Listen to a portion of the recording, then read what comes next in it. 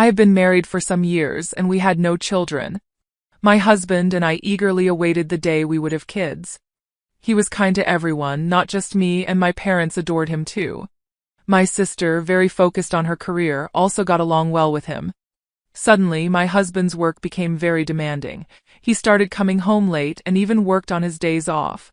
He was put in charge of a team and was constantly on his phone, discussing work with team members. Looking back, people might have thought, "Isn't that suspicious?" But I didn't suspect anything. I was just concerned about his health. Then my sister, who lived alone, landed a new job and needed to move. She wanted to buy new furniture, so I planned to take her shopping in my car. On the day we planned to go shopping, which was a Saturday, I got called into work by my boss. This was the only day off for my sister. Pondering what to do, I realized my husband also had the day off. Despite being busy, I decided to ask him to take my place. Understanding my predicament, he agreed, albeit awkwardly, saying, "It's a bit awkward to go out with your sister alone, but it's fine. My car is being repaired, so can I borrow yours?" Grateful for his help, I headed to my office to resolve the issue there. It was the first time my husband and my sister went out alone together. I wondered how they were doing and if they had found the right furniture. After settling the work issue, and as darkness fell, I took out my cell phone to invite my husband and sister for dinner. That's when I received a call from an unknown number. "Hello, am I speaking to Charles's family member?" A stranger asked. "Yes, I'm his wife," I replied. "This is the police. Your husband has been in an accident," the man, who identified himself as a police officer, informed me. He explained that the car my husband was driving had been in an accident and that both he and his female passenger were unconscious. I don't remember exactly what I did when I heard the news, but I rushed to the hospital. At the emergency reception, I gave them my name and was taken to the ICU. Through the glass window, I could see my husband connected to various tubes and wrapped in bandages, which made me very anxious about his condition. My mother, who lived far away, arrived later, and we spent a worried night together. The police provided more details about the accident during this time. They said Charles had been driving on a road with clear visibility when a car ran a red light and hit him. The other driver was seriously injured and was also being treated at the same hospital. However, the driver said that Charles's car had been moving strangely before the accident. The police were investigating whether my husband had fallen asleep at the wheel. Within a few days, my husband and sister regained consciousness, and the doctors conducted some tests. My mother and I were called in to hear the results. The doctors told us that although they would survive, they would likely have some kind of disability. Despite this, my mother and I were happy they were alive and hoped they would improve with rehabilitation. We didn't tell them about the possible disabilities. My mother and I only shared positive news and took care of them. My mother looked after my sister, and I took care of my husband. At first, my husband was in shock from the accident and felt unwell. He was also worried about the trouble he had caused for me, my mother, and my sister. But as time went by, my husband, who had always been kind to me, started to change. He became frustrated with his leg that didn't move easily, the hospital treatment, and the fact that he had to quit his job. All of this seemed to make him very irritable. Even though he couldn't control his frustration, I still went to the hospital every day because I understood how he felt and wanted to support him. One day, a police detective visited me at the hospital. He explained that they had discovered something about the accident. There had been a brake oil leak in my car, which was involved in the crash. This issue could have led to an accident at any time, possibly explaining why the car behaved strangely before the crash. The woman who collided with us was also in bad condition. Her mother came to apologize, and it was the first time I met her. After this, I noticed my husband's outbursts toward me increased. He resented my ability to move freely while he was immobile. He also seemed irritated when I could only visit briefly due to my work commitments. He began giving me orders and directing his frustrations at me. If I didn't meet his expectations, he threw things and complained about his hospital room, even objecting when I went out to get my own lunch. His demands became more unreasonable over time. I sympathized with his situation, but I had to work to support us financially and handle numerous responsibilities like liaising with the police and managing hospital communications. I barely had time to catch my breath. My husband's behavior became increasingly intolerable, and I felt trapped. My sister seemed to be struggling similarly, and my mother grew more exhausted by the day. I heard that my sister's demands on our mother, who wasn't employed, were becoming overwhelming as well. When I couldn't make it to the hospital, both my husband and sister seemed to have learned about the possibility of remaining paralyzed despite rehabilitation. Then there was the revelation about my car's brake oil leak. My sister said, "Hey, I heard your car was leaking oil. You were responsible for maintaining it. Now, I can't work or recover properly because of this.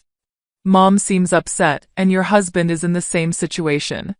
You're now responsible for caring for both of us for the rest of your life," my sister accused, catching me off guard. I called my mother, who explained that my sister had been struggling mentally for a while. She also mentioned being too tired to go to the hospital.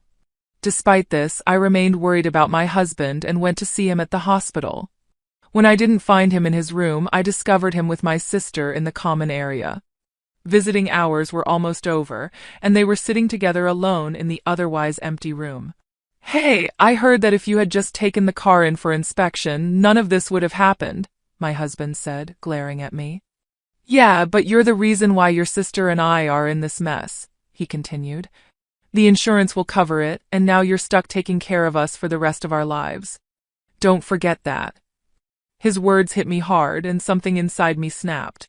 "Since when did you two get so close?" I asked sharply. "What do you mean?" He replied defensively. "You don't visit that often, and your mom texted your sister to come over since we can't leave here and we can't walk. What's wrong with me talking to your sister?" It felt like my husband and sister were teaming up against me. "Sure," I retorted sarcastically. "You guys hadn't seen each other for ages before the accident, right? What are you talking about?" "I'm talking about you taking care of us." "You know that," my husband said, brushing off my question. My sister didn't even look at me but nodded along when my husband said that I would be caring for them both for the rest of their lives.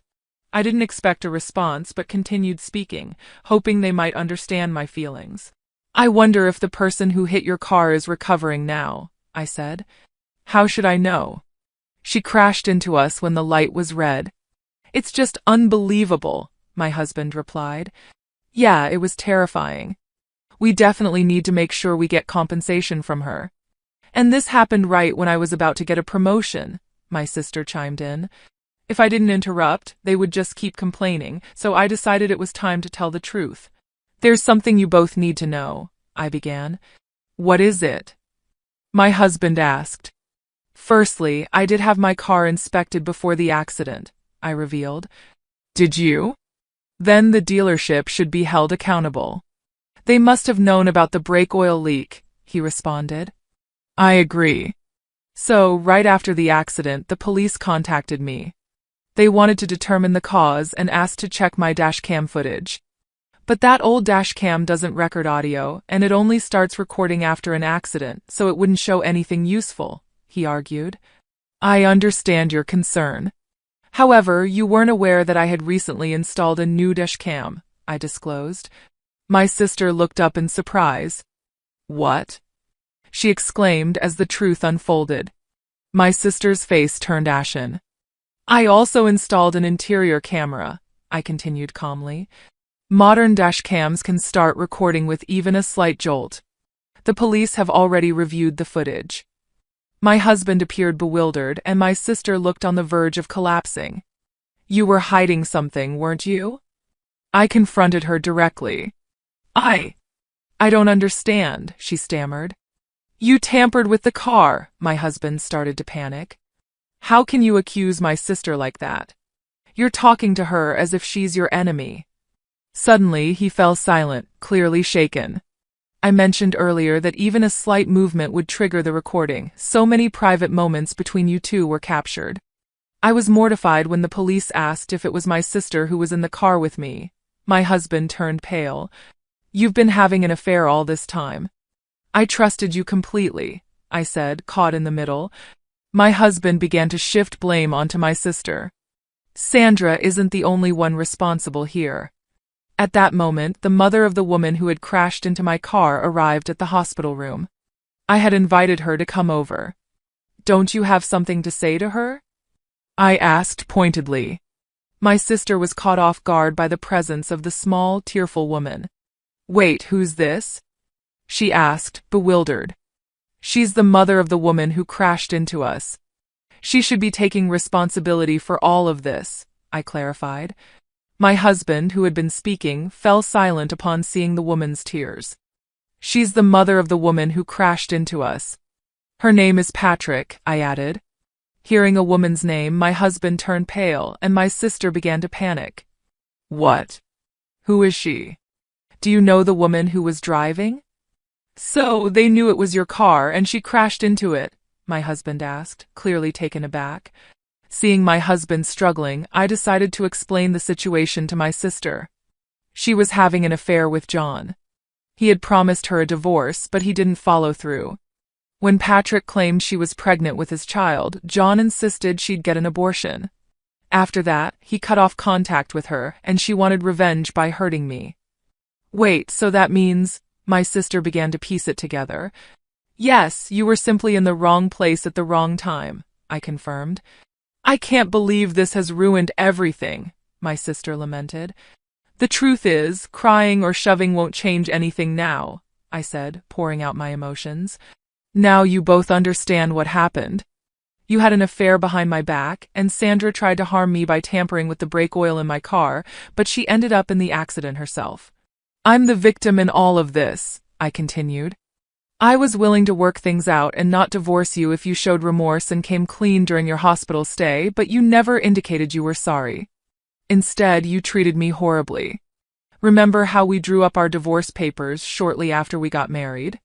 I never thought we'd use them, but I filed them today. So we're no longer married. Goodbye. Having said everything I needed to say, I left the dark and quiet hospital feeling a sense of liberation from the resentment that had been bottled up inside me. However, my mother was deeply shocked when she learned the truth. She not only grappled with my sister's infidelity, but also with the responsibility of caring for her physically disabled daughter alone. I ended all ties with John and Sandra, but I couldn't abandon my mother to handle everything on her own. I reached out to the woman responsible for the accident, apologized, and arranged compensation for my sister, who was innocently involved. This eased my mother's burden. 2 years have passed since then. I am divorced from John and living independently. My close relationship with him had made our divorce surprising news for my colleagues. Subsequently, I noticed more men approaching me, perhaps because divorced women seemed appealing to them at that time. Despite this, thoughts of my ex-husband lingered, making it hard for me to consider dating again. Instead, I focused on advancing my career by studying for a certification exam and enrolling in an online business school after work. When I was married, I had never imagined pursuing such goals, unlike my sister who was dedicated to her career. Yet here I was naturally drawn to it. Life, I reflected, is unpredictable. Since then, my ex-husband moved back to his parents' house, where he's facing criticism from his relatives for his behavior towards me.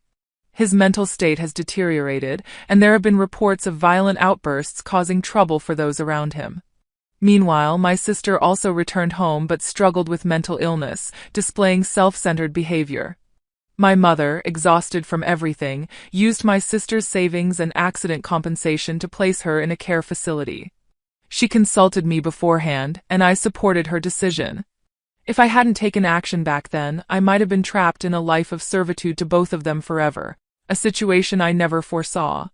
I passed my certification exam as planned and was transferred to a department where my skills are put to good use. I developed a close relationship with a teacher from my online business school and soon will be married. He's not just kind to everyone but incredibly caring towards me.